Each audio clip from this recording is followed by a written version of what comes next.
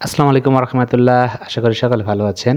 আর আমার আরও একটি নতুন ভিডিওতে আপনাদের সবাইকে স্বাগতম। আর আজকে চলে আসছি মূলত হচ্ছে গিয়ে কালামপুরে। কালামপুর কবুতরের হাট। আর এখানে কিন্তু পাশাপাশি গরু, ছাগল সবকিছুর বিশাল হাট। আর এটা কিন্তু বেশ ঐতিহ্যবাহী একটা হাট। আমাদের অত্র এলাকার ধামরাই বলেন, এদিক দিয়ে বাথুলি, ঢাকা, মানিকগঞ্জ বিভিন্ন জায়গা থেকে কিন্তু এই হাটে লোকজন চলে আসে। দেখেন এখানে অলরেডি দামাদামি হচ্ছে টিয়া পাখি নিয়ে এবং টানাটানি শুরু হয়ে গেছে। তো এই বিষয়গুলো আসলে খুবই মজার। আমি একটা সময় যখন কলেজ লাইফ প্লাস হচ্ছে ইউনিভার্সিটি লাইফের দিকে কবুতর যখন পালতাম তখন কিন্তু প্রায়ই আসা হইতো এখানে।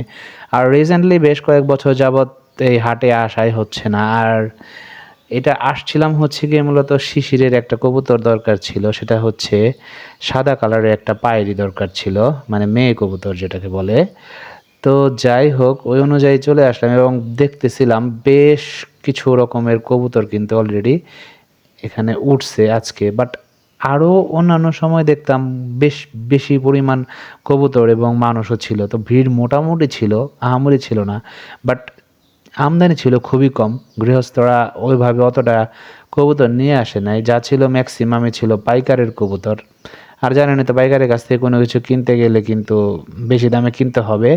আর যদি কোনো কিছু বিক্রি করতে যান তাহলে ওইটা মানে কম দাম পাবেন তুলনামূলক। কারণ ২ ক্ষেত্রেই তাদের লাভ করা লাগে। তো এই ক্ষেত্রে আসলে যদি গৃহস্থর জিনিস পাওয়া যায় তো সবচেয়ে বেটার। এটা একটু কম বেশি করে নিলেও ভালো হয় আরকি, যে ক্রয় করে তার জন্য। তো যাই হোক এখানে লাভবার্ড দেখতেছিলাম, বেশ কিছু রকমের লাভবার্ড, বাজিগর যাই বলেন। তো এটার জোড়া ছিল কিন্তু ৭০০ থেকে ৮০০ টাকা, ৯০০ টাকা করে চাচ্ছিল এরকম। তো দেখতেছিলাম যার চাহিদা খুবই কম ছিল কবুতরের, তেমন চাহিদা ছিল না। কিন্তু আমাদের রিকোয়ারমেন্ট যেহেতু সাদা ছিল, তো এর মধ্যে যা, যা ছিল তাই দেখতেছিলাম মূলত। তো এই সাদা ৩টা থেকেই ফাইনালি আমরা একটা নিছিলাম। বাট প্রাইস ছিল হাই, মানে ওই তুলনায় এই বাজারে এত প্রাইস থাকে না। আর এর মধ্যে দেখতেছিলাম বিভিন্ন পাইকারের কাছে দেখেন ময়ূরপঙ্খী কবুতর, তারপরে লক্ষা, বোম্বাই, বিভিন্ন রকমের গিরিবাজ, গোল্লা। তো বাচ্চা খাওয়ার জন্য মূলত বাচ্চা উৎপাদনের জন্য গোল্লা কবুতর হচ্ছে গিয়ে সবচেয়ে সুন্দর, ভালো হয়।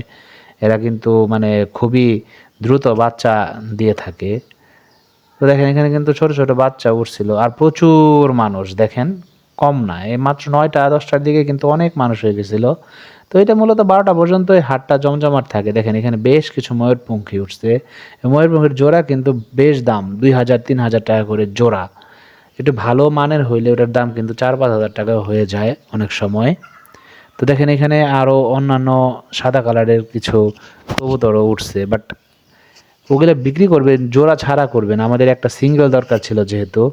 তো এই যে কাকার কাছেও দেখতেছিলাম বিভিন্ন রকমের কবুতর উঠছে। কাকা অবশ্য পাইকার।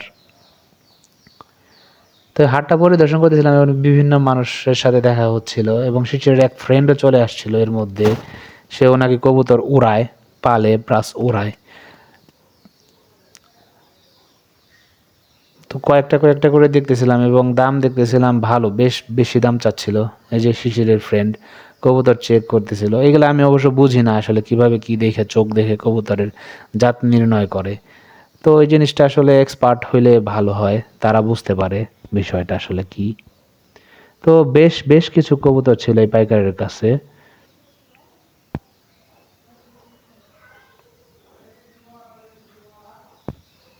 আর কবুতর মূলত আমি প্রথমে পালা শুরু করেছিলাম শখের বসে, মাত্র ২ থেকে ৩ জোড়া কবুতর নিয়ে শুরু করছিলাম। তারপর থেকে শিশির এই কবুতরগুলা পালতেছে।